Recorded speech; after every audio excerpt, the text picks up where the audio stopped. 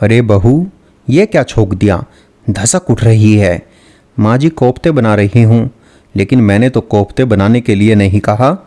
वो माँ जी आप लेटी हुई थी तो मैंने सोचा अपनी मर्जी से ही सब्जी बना लेती हूँ। हाँ हाँ, अभी 4 दिन हुए नहीं इस घर में आए हुए और अभी से अपनी मनमर्जी चलाने लगी तुम तो। एक हमारा जमाना था, अपनी सास से बगैर पूछे कभी चाय भी नहीं बनाई। मधु जी का पारा 7वें आसमान पर था। नीरू की शादी को 15 दिन हो गए थे। धीरे धीरे उसने घर के काम की जिम्मेदारी अपने ऊपर लेनी शुरू कर दी, क्योंकि घर का काम तो घर की बहू को ही करना पड़ता है। पहले 2-4 दिन तो सासू माँ खुद ही रसोई में खड़े होकर उसे समझाती रहती थी कि क्या बनाना है और कैसे बनाना है। नीरू ने सोचा, चलो मैं नई नई हूँ तो अच्छा है, सबकी पसंद नापसंद समझ में आ जाएगी। लेकिन उसे ये नहीं पता था कि हमेशा सासू माँ की इजाज़त लेकर ही कोई भी काम करना पड़ेगा। मायके में तो भाभी खुद ही रोज़ खाना बनाती थी। मम्मी ने तो उन्हें कभी नहीं बताया कि क्या बनाए क्या नहीं। दूसरे दिन सर्फ के डिब्बे को खाली देखकर नाराज होने लगी। 10 दिन पहले ही डब्बा भरा था, इतनी जल्दी खाली भी कर दिया। अब सर्दियों में इतने कपड़े होते हैं धोने के लिए, इसलिए रोज़ मशीन लगानी पड़ती है, तो सर्फ तो लगेगा ही ना। लेकिन सासू माँ को उससे भी शिकायत है। एक दिन नीरू की सास अपनी बहन से फ़ोन पर बातें कर रही थी तो नीरू ने उन दोनों की बातें सुन ली।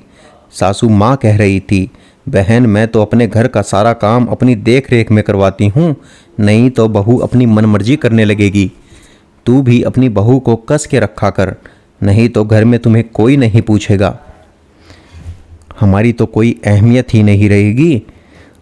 अब धीरे धीरे नीरू को समझ आने लगा था कि सासू माँ को हर काम अपनी मर्जी से करवाने की आदत क्यों है। उसने मन ही मन कहा, चलो सासू माँ की ये इच्छा भी पूरी कर देते हैं। अगले दिन सुबह उठते ही नीरू ने सासू माँ से पूछा, माँ जी चाय बना लूँ क्या? हाँ बना लो, सासू माँ ने ऊँघते हुए कहा। चीनी कितनी डालूँ? 1 चम्मच। थोड़ी देर बाद, माँ जी नाश्ते में क्या बनाना है? आलू की सब्जी और पराठे बना ले। सासू माँ खुश हो रही थी कि बहू आज तो सारे काम पूछ पूछ के कर रही है। वो पूजा करने के लिए बैठने ही वाली थी कि नीरू ने फिर आवाज़ लगाई, माँ जी कितने आलू की सब्जी बनानी है? बहू अब इतना पूछ रही है तो सासू माँ भला कैसे न बताए। उन्हें रसोई में जाना ही पड़ा।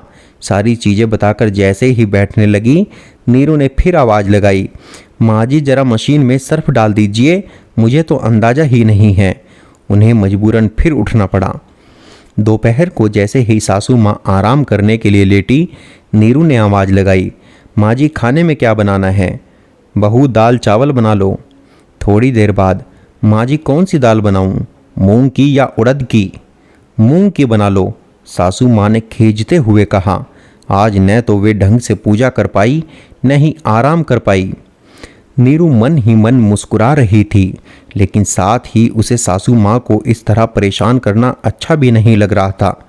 अब तो पानी सर से ऊपर हो गया। शाम को फिर वही शुरू हो गया, माँ जी खाने में क्या बनाना है? सब्जी में कौन कौन से मसाले डालने हैं, दूध गर्म कर दूँ या ठंडा? सासू माँ ने ज़ोर से चिल्लाते हुए कहा, बहू अब मुझसे कुछ मत पूछना। ना सुबह से थोड़ी देर आराम से बैठने दिया, न टीवी देखने दिया, और तो और भगवान का नाम भी शांति से नहीं ले पाई। लेकिन माँ जी आपने ही तो कहा था कि मुझसे पूछे बिना कोई काम मत करना। हाँ कहा था, तो क्या सारा दिन मेरी चक्री बनवाओगी?